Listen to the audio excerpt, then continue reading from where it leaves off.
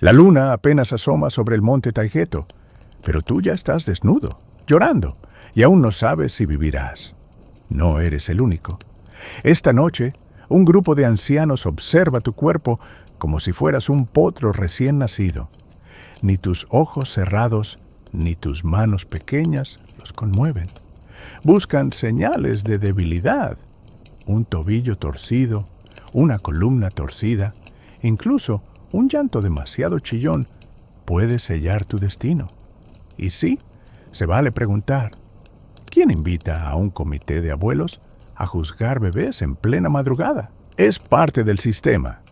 En Esparta, nacer es solo el primer filtro.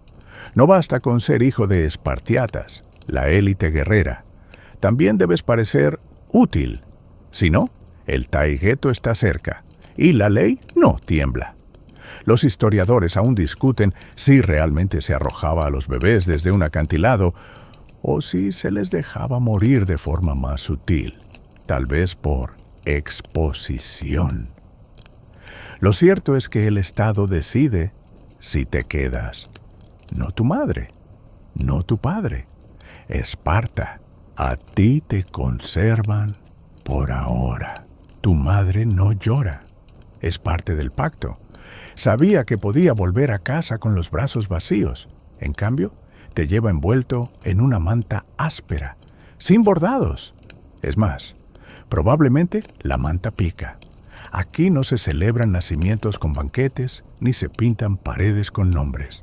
Nacer no es una victoria, solo una primera oportunidad. Pronto, muy pronto, te bañarán en vino diluido. Una costumbre curiosa, ¿no?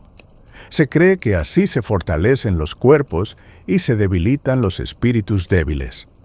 Si sobrevives al vino, al frío, y a esa tía que insiste en frotarte con sal, porque así no salen ampollas, entonces puedes considerarte iniciado en algo, no en la vida, en la espera, porque la infancia en Esparta no es un regalo, es una fila frente a un horno, y tú eres el pan que aún no se ha cocido.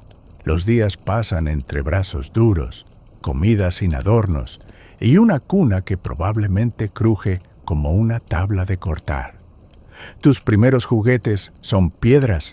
Tus primeras canciones tienen más ritmo militar que ternura. Si sonríes, nadie te lo celebra. Si lloras, bueno, mejor no llores. Una anciana te mira un día y dice, «Este sí va a aguantar». No sabes si eso es una bendición o una advertencia. Pero allí estás, vivo, por ahora. Tu infancia no arranca con cuentos ni peluches. Arranca con piel áspera, pino rancio y baños fríos que no perdonan. Apenas das tus primeros pasos, ya estás siendo observado, no para aplaudir tus gracias, sino para medir tu resistencia. Cada gesto es un examen silencioso. Tropiezas y te raspas la rodilla. Nadie corre a ayudarte. En Esparta, un niño que llora por una herida es como un escudo que se rompe al primer golpe. Y nadie quiere un escudo así. Los primeros años en casa son más bien un curso intensivo de supervivencia emocional. Tu madre, aunque cariñosa a su modo espartano, una mezcla entre ceja levantada y silencio expectante, no te consiente, ni lo haría aunque quisiera. Está entrenada para criar futuros soldados, no poetas melancólicos. Te enseña a comer sin hablar, a no interrumpir, a soportar picaduras sin rascarte. Lo básico para no ser el hazmerreír de la agoge más adelante, una de las costumbres más extrañas y, admitámoslo, un poco exageradas, es que te bañan con vino. Sí, vino, no para que duermas mejor, sino porque se creía que el vino fortalecía a los bebés y revelaba debilidades ocultas. Si te da fiebre, eres débil. Si lloras mucho, eres sospechoso. Si sonríes, Probablemente solo estás ebrio a los 3 meses. Ah, y nada de pañales de seda. Aquí se prefiere la rudeza de la lana sin tratar. Algunos incluso dicen que los bebés dormían sobre tablas o en canastos con hojas secas para endurecer el cuerpo. Los historiadores aún debaten si este nivel de rusticidad era real o si Plutarco estaba teniendo un mal día cuando lo escribió. Pero tú lo vives como si fuera dogma, y no se trata solo del cuerpo. El frío del invierno es parte del entrenamiento. No hay mantas gruesas ni fuego cercano, solo tú, tu tos, y la sensación de que los dedos de los pies son prescindibles. Y si enfermas, la medicina es esperar. En Esparta no se invierte en sanar lo que nació débil. Eso suena cruel, pero en una sociedad donde cada ciudadano será escudo de otro, el margen de error es cero. Sobrevivir tus primeros años es como pasar un filtro invisible. No hay medallas, no hay diplomas, solo un murmullo entre los adultos. Este está hecho para más. Aunque nadie te dice qué significa ese más. Aún, la mañana en que cumples 7 años, no hay pastel, ni juegos, ni cantos. Solo una mirada seca de tu madre y una frase corta. Es hora. Esa es tu despedida. Nada de abrazos largos ni lágrimas. Eres conducido fuera de casa por un adulto con cara de piedra que no te explica a dónde vas. Pero tú ya lo sabes. Todos lo saben. Es el comienzo del agoge, ese sistema de entrenamiento que Esparta aplica a sus hijos, como si fueran acero recién fundido. Tu ropa cambia, es decir, prácticamente desaparece, y tus pertenencias se reducen a lo que puedas cargar. Nada. La comodidad, si alguna vez la conociste, se vuelve un recuerdo borroso. Aquí duermes con otros niños en edificios comunes, sobre esteras delgadas y bajo techos que crujen cuando el viento sopla. No hay puertas que puedas cerrar. No hay rincón para llorar sin testigos. Te asignan a una ile, una escuadra de otros niños con quienes vivirás, entrenarás y sufrirás por años. Algunos ya los conoces. Otros se convertirán en enemigos silenciosos o en hermanos de lanza. No hay opción. Esta será tu nueva familia. Tu instructor, el paidonomos, no sonríe. Nunca. Su trabajo no es educarte, sino moldearte. Como un escultor con el martillo listo. Y tú eres la piedra. Los ejercicios comienzan desde el primer día. Carreras, lucha libre, marchas con cantos marciales. Pero no todo es físico. Aprendes reglas estrictas de comportamiento. No hablar sin permiso, no quejarse, no comer con desesperación. La compostura es un arte que se enseña a gritos. Y a veces, a golpe, te acostumbras a dormir sobre un colchón que tú mismo haces. No es una metáfora. Te llevan al río Eurotas. Te ordenan arrancar cañas con tus manos. Sin herramientas, claro. Y construir tu lecho con ellas. Si te pinchas, que te sirva de lección para la próxima vez. Si haces ruido al dormir, prepárate para la burla silenciosa de tus compañeros. Y sí, una cama crujiente es casi un delito aquí. El hambre es otra constante. Las raciones son deliberadamente escasas. Una papilla espesa y pan duro que se parece más al castigo que a la recompensa. Pero no es un error logístico. El sistema está diseñado así para que aprendas a robar. Y no es un pecado, siempre que no te atrapen. Porque si te atrapan, ¡ay! No te castigan por robar, te castigan por ser torpe. Un compañero roba un queso del altar de Artemisa Ortia, lo atrapan, lo azotan hasta que sangra.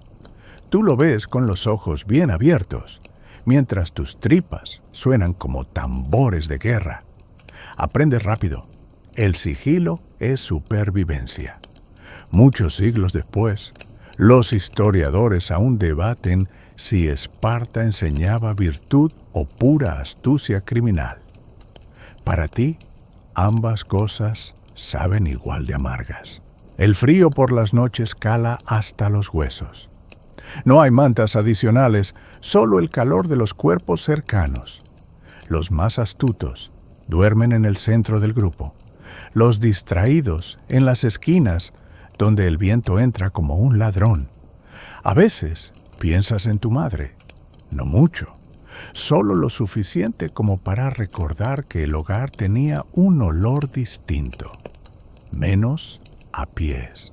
Una noche logras robar un pedazo de pan, lo guardas en tu túnica, caminas con la compostura de un diplomático y te lo comes detrás del edificio de entrenamiento. El pan está seco como piedra, pero sabe a gloria. Un triunfo. Al día siguiente, robas otro y te atrapan.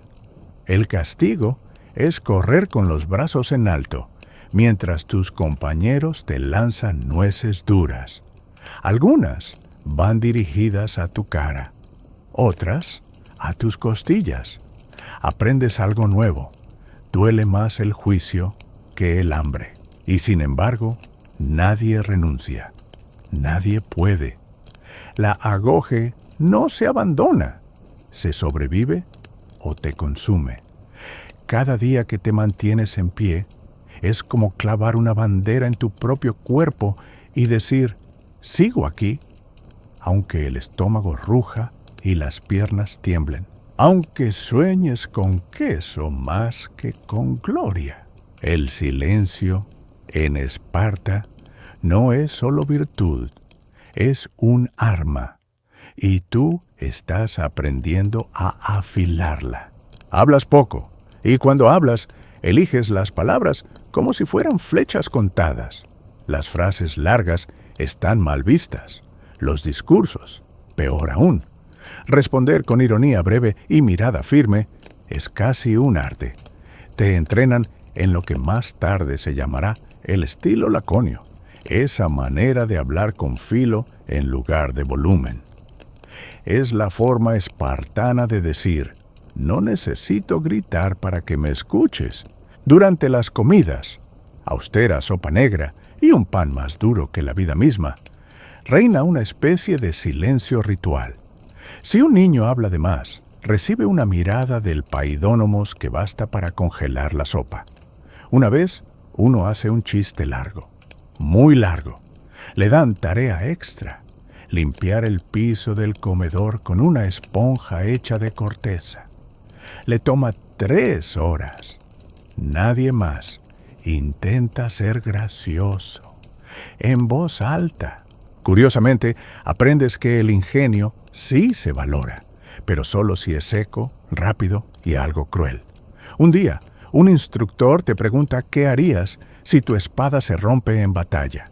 Tú respondes sin pestañear. Pelearía con los dientes. Él sonríe, apenas. Has ganado un punto invisible, de esos que suman, pero nunca se cuentan.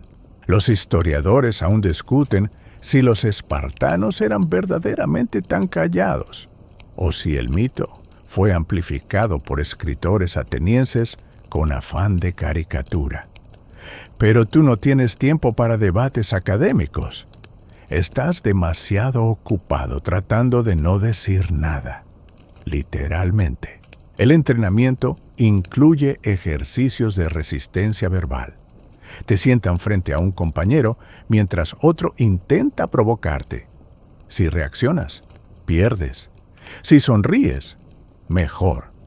Si devuelves la burla con una frase lapidaria, te ganas un leve asentimiento del tutor, que aquí equivale a un abrazo. Aprendes a observar antes de hablar, a pensar en ráfagas, a valorar el silencio como otros valoran el oro.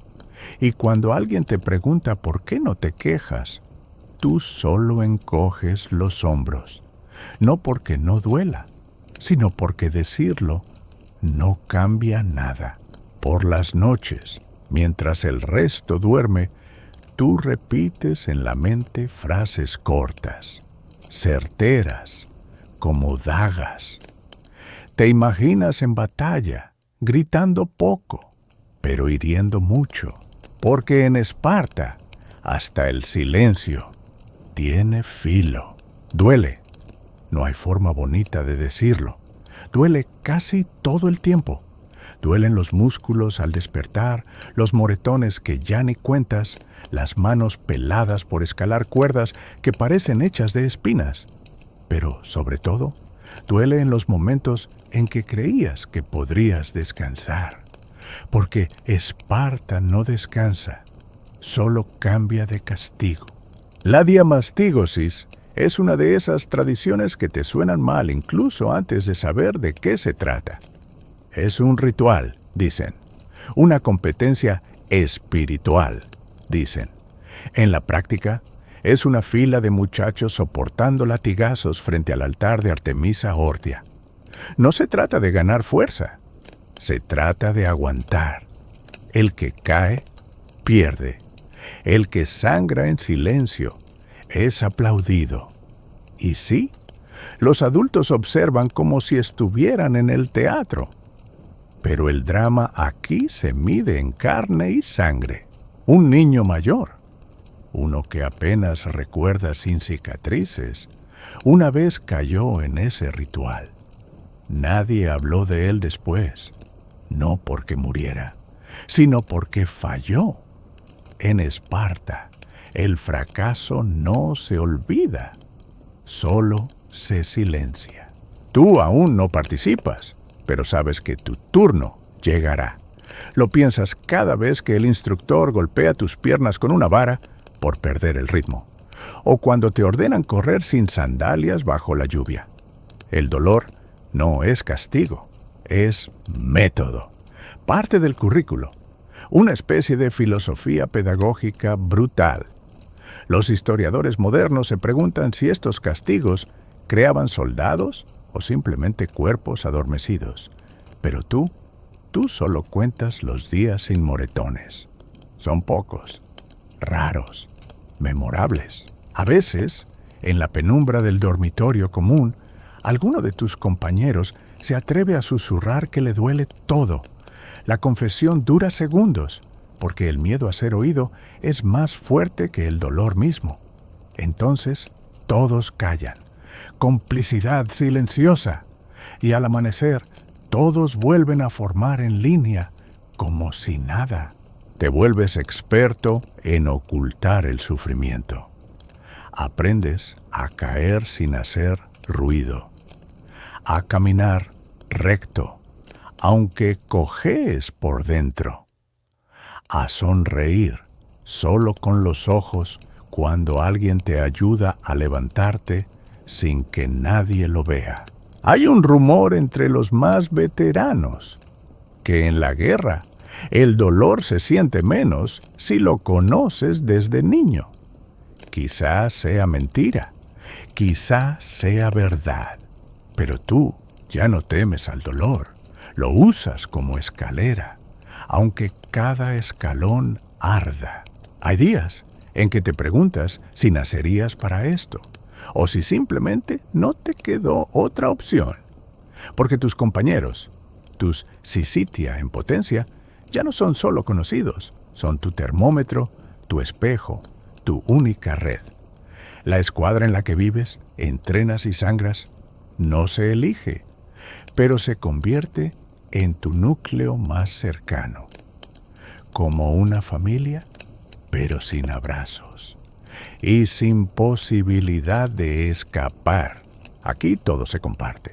La comida, escasa, los castigos, frecuentes, los respiros, raros, y hasta las pulgas.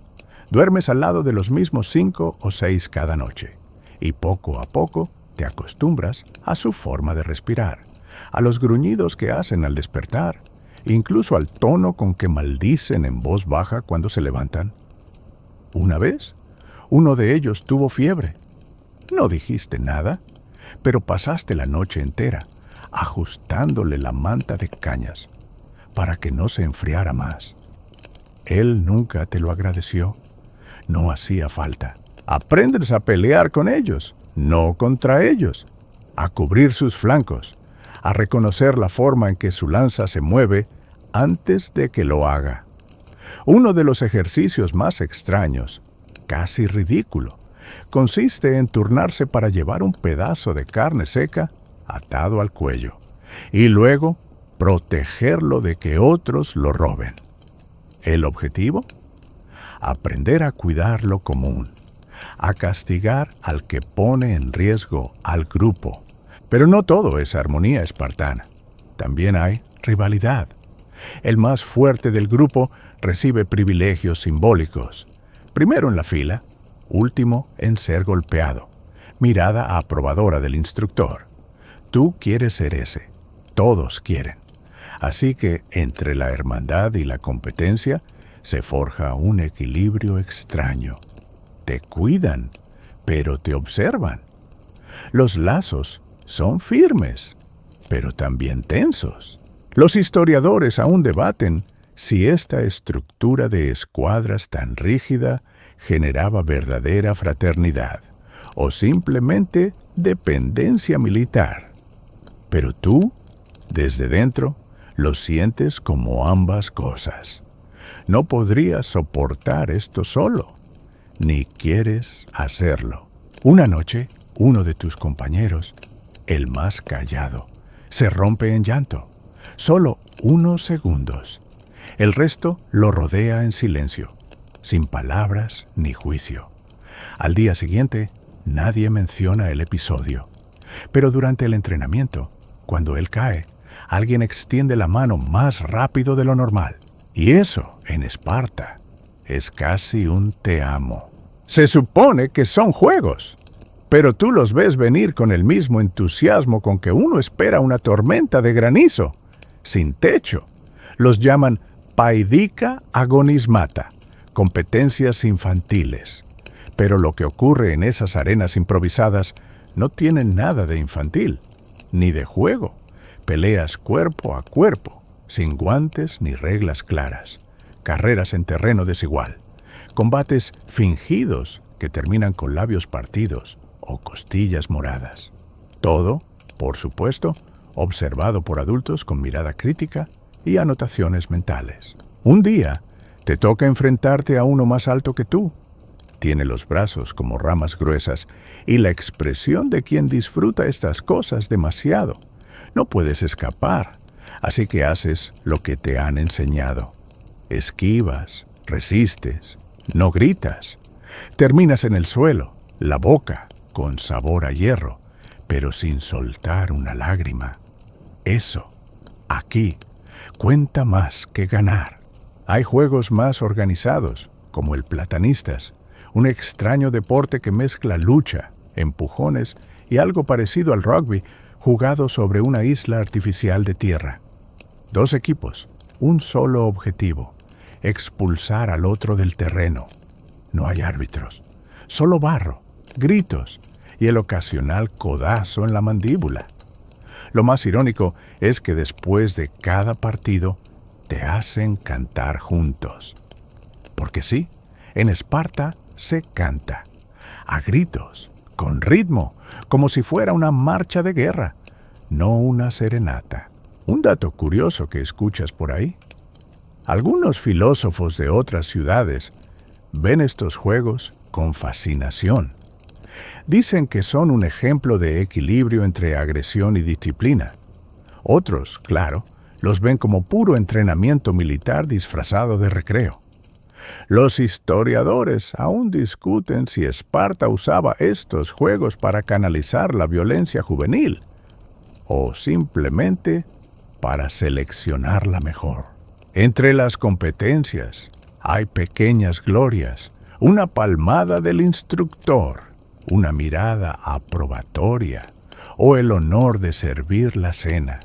Nadie gana premios, nadie se lleva trofeos, solo cicatrices y algo más intangible, resistencia psicológica.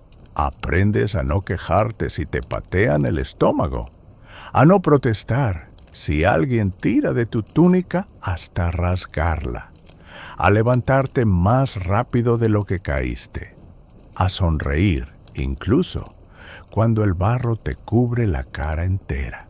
Porque en Esparta, perder no es fracasar. Llorar, sí. Y tú, aunque aún no ganes, ya sabes cómo caerte sin romperte. Y eso, por ahora, es suficiente. Cada mañana, al abrir los ojos, ves a los ilotas. No porque te hablen, no tienen permitido dirigirse a ti directamente sin motivo, sino porque están ahí, siempre, sirviendo comida, limpiando el suelo, reparando armas, atendiendo campos. Son los esclavos del sistema espartano, la mayoría de la población nacida sin derechos, atada a la tierra que nunca les pertenecerá. Y tú, apenas un niño, ya los aprendes a mirar con una mezcla rara de necesidad, desdén y miedo. Te han dicho que sin ellos no habría Esparta, que mientras tú entrenas para la guerra, ellos mantienen vivo el engranaje agrícola.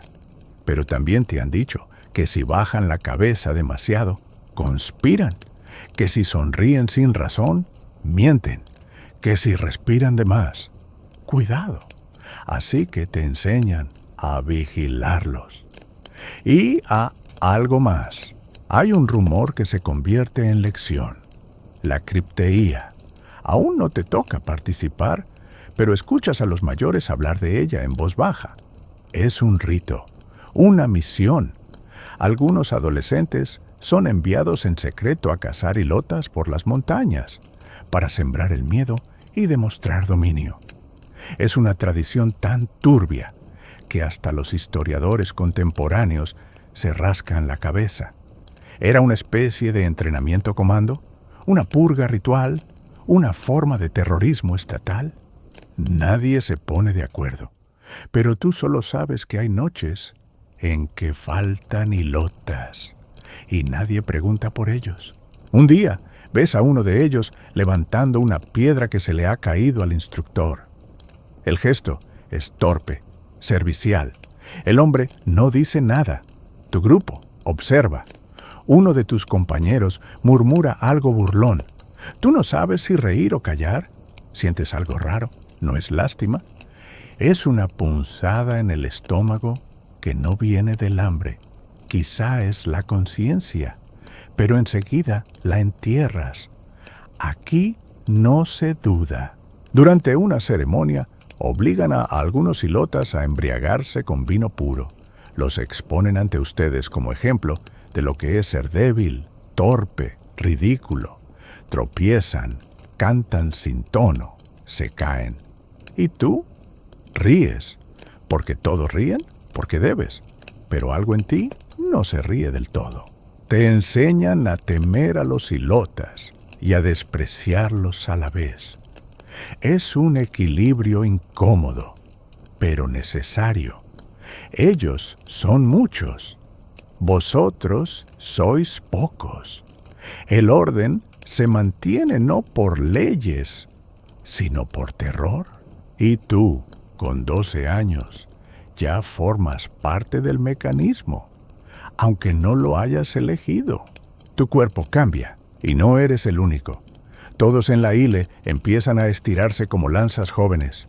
Las voces se raspan, las miradas se endurecen, y la ropa, poca ya de por sí, empieza a quedarte corta. Pero nadie se queja. Aquí, crecer no es una transición, es una exigencia. Y parte de ese crecimiento es entender que tu cuerpo no es solo tuyo. Es propiedad del Estado, un instrumento colectivo. Entrenas desnudo la mayoría del tiempo, y no es casual. En Esparta, la desnudez no es tabú, sino orgullo. Se espera que muestres tu cuerpo sin pudor, como prueba de disciplina y salud. No importa si estás corriendo, luchando o simplemente marchando en fila. Cada músculo es observado como si fuera un medallero andante. un reflejo de la ciudad que representas. Te pintan con aceite antes de ciertas competiciones y el sol quema sin piedad. A veces piensas que podrías freír un huevo sobre tus propios hombros. El brillo del aceite no es solo estético. Resalta tu figura, endurece tu piel y, supuestamente, honra a los dioses. Otros dicen que es pura vanidad patriótica.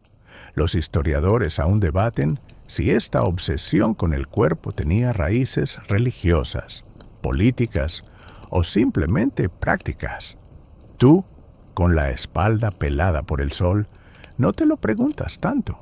En las pausas del entrenamiento se canta himnos a Apolo, a los héroes caídos, a la ciudad eterna. Las letras están llenas de fuego, lanza y honor. Aprendes a entonar con el pecho abierto, aunque por dentro sientas que se te acaban los pulmones. La música aquí no es ornamento, es pegamento social. Un ritmo común que mantiene a todos marchando igual. Y luego están las danzas. Sí, danzas, no las suaves y fluidas de otras ciudades griegas. Las de aquí son angulosas, tensas, llenas de pasos duros y giros secos, como si incluso bailando recordaras que eres un soldado. Hay una belleza extraña en esa rigidez, una armonía de contención. Lo curioso es que empiezas a verte a ti mismo como te verían los demás. ¿Qué dice tu postura? ¿Tu andar? ¿Tu sombra incluso? Aprendes a controlar no solo tus gestos, sino tu presencia. Porque en Esparta, el cuerpo no es simple carne, es lenguaje, es escudo, es mensaje político. Y tú estás aprendiendo a hablar con él, sin decir una palabra. La flauta suena antes que el grito. Siempre. Es un sonido agudo, simple, repetitivo. Pero en Esparta, la música no adorna, ordena. Desde muy temprano te das cuenta de que no puedes marchar sin ella. Los pasos deben ir al ritmo exacto del aulos, ese instrumento de doble tubo que escupe notas como si marcara el pulso del mundo. A veces crees que, si se detuviera de golpe, todos caerían como estatuas vencidas. No importa que aún no vayas a la guerra. Desde niño aprendes a moverte como si ya estuvieras allí. La música está en todos lados, en los desfiles, en los entrenamientos, en las celebraciones religiosas. Siempre hay alguien marcando el compás, y tú obedeces con los pies, porque aquí hasta la música tiene jerarquía. Durante las ceremonias de Gymnopaidiai, las competiciones anuales donde los jóvenes bailan y cantan completamente desnudos, los coros infantiles se alinean como escuadrones. Tú participas, claro, no hay opción.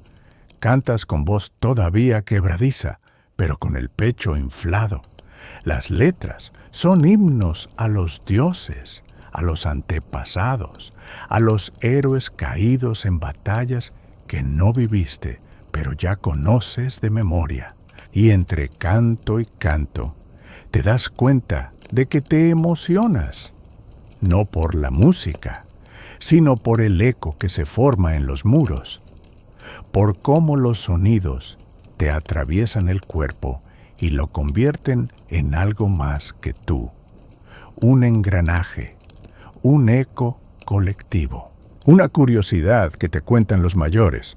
Algunos enemigos de Esparta pensaban que los espartanos eran incultos, pero lo cierto es que el sistema educa también en música, solo que no para el arte, sino para la guerra.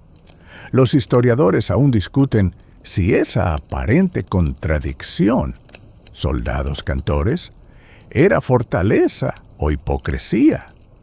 Tú, cada vez que ves cómo un canto levanta el ánimo de 100 compañeros agotados, sabes la respuesta.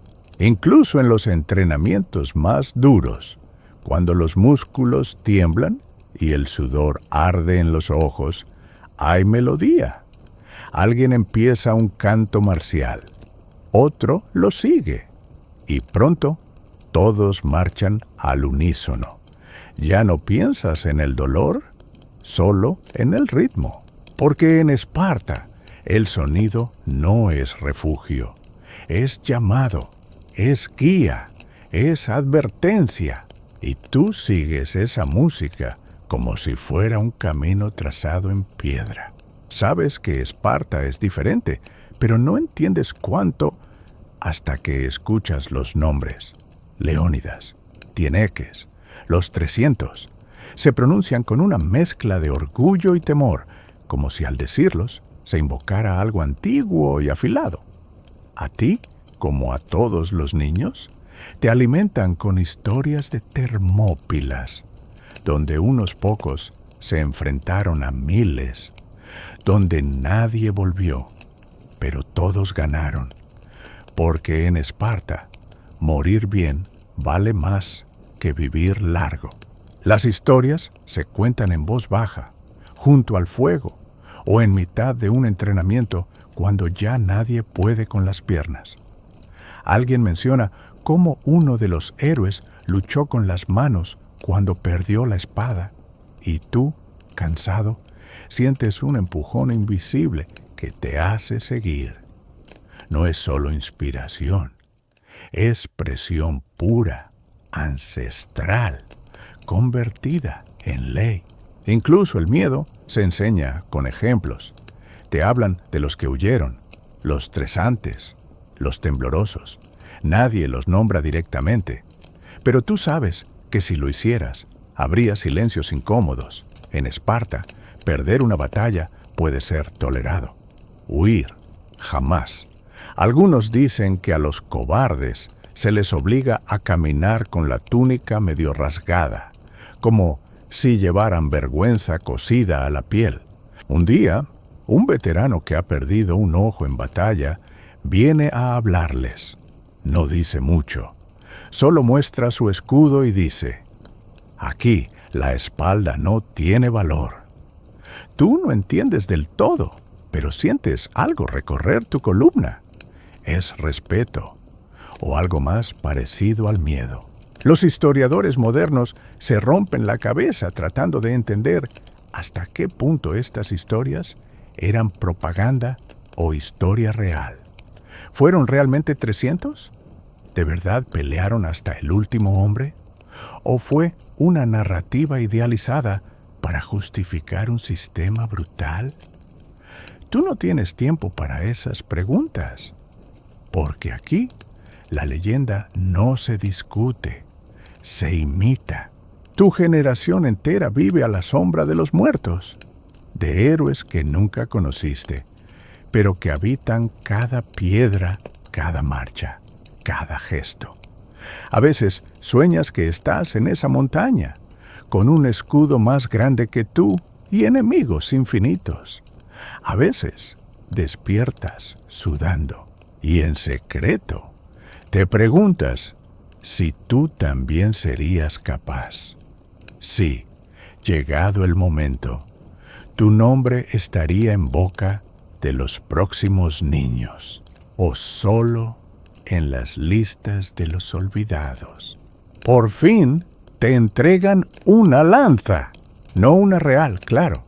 Todavía eres un niño, aunque tu espalda diga lo contrario, pero es suficientemente pesada, suficientemente larga y lo bastante peligrosa como para arrancarte un diente si la usas mal. El entrenamiento con armas marca una transición. A partir de ahora, ya no solo moldean tu cuerpo, te enseñan a usarlo como extensión del armamento y no al revés. Primero, el escudo, el más importante, el que nunca debe caer. Es tan grande que te cuesta levantarlo sin tambalearte. Algunos lo ven como protección, otros como responsabilidad con forma de semicírculo. Porque aquí no llevas escudo por ti, lo llevas por el que marcha a tu izquierda. Es literal. Si lo sueltas, él muere. Hay un dicho que repiten como si fuera un rezo. Vuelve con tu escudo, o sobre él. Al principio pensaste que era una frase bonita. Luego entendiste que era una amenaza o una promesa. Depende de a quién se la digas. Con la lanza, los movimientos son coreografiados hasta el más mínimo giro de muñeca. Avanzar, girar, clavar, avanzar, girar, clavar. Horas de repeticiones hasta que ya no piensas, solo haces. Al final del día, tienes las manos rojas, las uñas negras y los hombros ardidos. Pero una sonrisa se te escapa porque estás más cerca. Empiezas a formar parte de maniobras en formación cerrada. El muro de escudos, el paso sincronizado, el sonido de docenas de pies golpeando la tierra al unísono. El formador camina entre ustedes, corrige posturas, lanza críticas secas como piedras. Si alguien tropieza, todos repiten. Aprendes que en Esparta no hay errores individuales. Todo se entrena en plural. Un detalle curioso que te cuentan entre susurros. En otras ciudades griegas, el entrenamiento con armas se aprende de adultos. Aquí no. Aquí se empieza joven, para que las armas te resulten tan familiares como el pan duro que comes. Los historiadores aún discuten si esta especialización temprana hizo a los espartanos mejores soldados o simples autómatas de bronce. Tú, mientras tanto, ya duermes soñando con el peso del escudo en el brazo izquierdo y la lanza firme en la derecha. A veces, incluso ensayas los movimientos mientras caminas, como si tu sombra también entrenara. Aún no vas a la guerra, pero ya no juegas a ser guerrero. Ahora lo eres, solo que aún estás en versión preliminar. La prueba final no se anuncia con tambores ni discursos. Llega como llegan las tormentas, sin permiso, sin explicaciones. De pronto, uno de los instructores se detiene frente a ti, te mide con los ojos, como si calculara tu peso en valor, y dice: «Ya sabes lo que viene». Y tú asientes, aunque en realidad no lo sabes del todo. Se llama cripteía, o al menos eso dicen. No es oficial. Nadie la enseña. Nadie la nombra en público. Pero todo joven espartano conoce su sombra. No es una simple evaluación. Es una fusión entre rito, misión y cacería. Te entregan una capa oscura. No llevas escudo. No llevas sandalias. Solo una daga. Y la orden: sobrevivir. Durante días, a veces semanas, debes moverte en secreto por el campo, escondiéndote, espiando, infiltrándote entre los ilotas. No debes ser visto, no debes ser capturado. Y si alguien te ve, bueno, el cuchillo no está de adorno. Aún se debate entre estudiosos si este rito era realmente una licencia para matar, o más bien una lección de camuflaje y vigilancia extrema. Tú no tienes tiempo de filosofar. Estás solo, bajo un cielo que no ofrece consuelo. La primera noche, duermes entre raíces. La segunda, ni eso. Comes lo que robas. Bebe lo que encuentras. Una vez te acercas demasiado a una fogata hilota y casi te atrapan. Tu corazón late tan fuerte que jurarías que lo oyen. Pero no, pasas desapercibido. Vuelves al matorral con los pies empapados y el orgullo intacto. Una madrugada, ves a otro de tu generación. Apenas un cruce de miradas. Ninguno habla. Ambos entienden que el silencio aquí es ley, que cualquier palabra puede ser un error o una confesión. Cuando por fin regresas, no hay celebración. Solo una mirada del instructor, un asentimiento leve y una frase. Ahora caminas como uno de los nuestros. Esas pocas palabras te pesan más que cualquier lanza. Y tú, agotado, sucio, con la túnica rota, sientes algo distinto. No alegría, no orgullo, algo más, tenso, como si una puerta se hubiera cerrado detrás de ti. Ya no eres un niño. Y, para bien o para mal, eso es irreversible. Lo sabes al instante. Has cruzado la línea invisible. Ya no eres un país, un niño. Ahora eres un homoyós, un igual, un ciudadano, al menos en teoría. Aún no votas, ni lideras, ni decides nada, pero ya puedes sentarte en el sitio. Y eso, en Esparta, es más importante que cualquier título. Es pertenecer. El sitio no es solo una cena, es una institución, un ritual diario donde los hombres comparten comida, historias, silencios y miradas que pesan. Cada grupo mantiene su propio caldero común. Si no contribuyes con lo que te corresponde, vino, cebada, queso, carne, puedes perder tu lugar. Sí, así de fácil. Hasta la mesa aquí se gana y se defiende. La comida sigue sin ser lujosa. La famosa sopa negra que tanto burlan los extranjeros, hecha con sangre, vinagre y carne, es la estrella del menú. La odias. Todos la odian, pero nadie lo dice. Un viejo a tu lado la bebe con entusiasmo y dice: la saborearás de verdad cuando regreses de tu primera batalla. No sabes si eso es consuelo o amenaza. Lo que importa no es el sabor, sino lo que simboliza, que estás entre iguales, que ya no entrenas como niño, sino como hoplita. Ya puedes portar armadura en simulacros reales, ya participas en estrategias, ya tu opinión se escucha. A veces, a lo lejos, uno de los mayores te lanza una pregunta durante la comida. ¿Qué es más pesado, la lanza o el escudo? Respondes sin pensar: el escudo, porque si lo suelto, caen todos. Lo aprueban con un murmullo apenas audible. Es tu primer paso dentro del círculo invisible del respeto.